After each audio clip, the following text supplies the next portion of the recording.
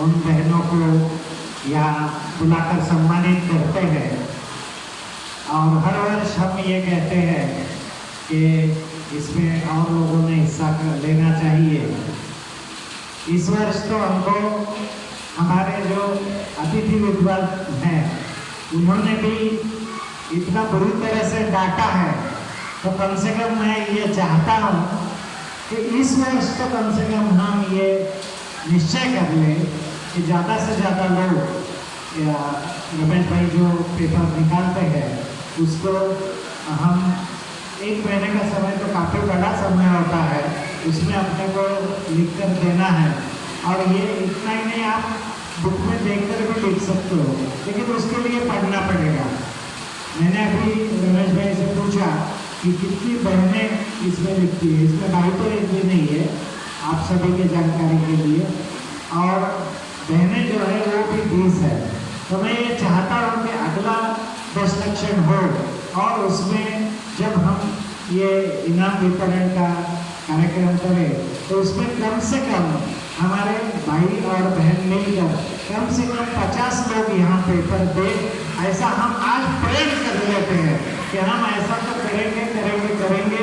और चैतन्य जी, हम आपको विश्वास दिलाते हैं कि आप अगले 10 लक्षण में भी आप ही आना और इसी बड़ौदा प्रमुख मंडल में देखना कि आपने इस वर्ष में क्या पाया था और अगले वर्ष में क्या पाया है।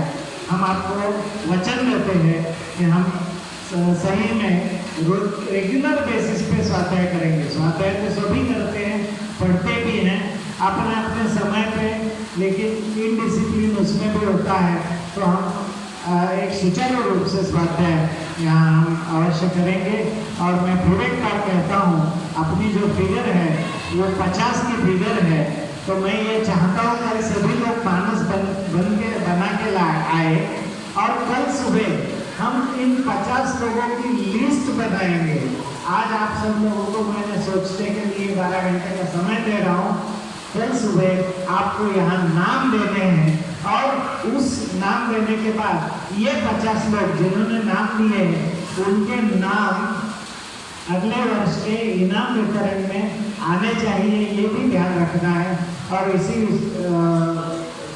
विषय में अपने सब लोगों ने पुरुषार्थ करना है। सिर्फ बातें सुन के पंडित जी यहाँ आते हैं, उनकी बातें सुनते हैं और फिर हम अपने घर चले जाते हैं, फिर वही रूटीन और उसी तरह से होता है। तो मैं चाहता हूँ कि कम से कम 50 लोग इसमें शामिल हो। अपना अभी धीरे धीरे अपना मुमुक्षु मंडल का जो ये मंडल है, वडोदरा मंडल, आज से 5-7 साल पहले जो संख्या थी उससे काफ़ी बढ़ रही है। और हमारे में से 50 लोग नहीं दिखेंगे ऐसा बिल्कुल नहीं है। आप सभी मानस बनाएं।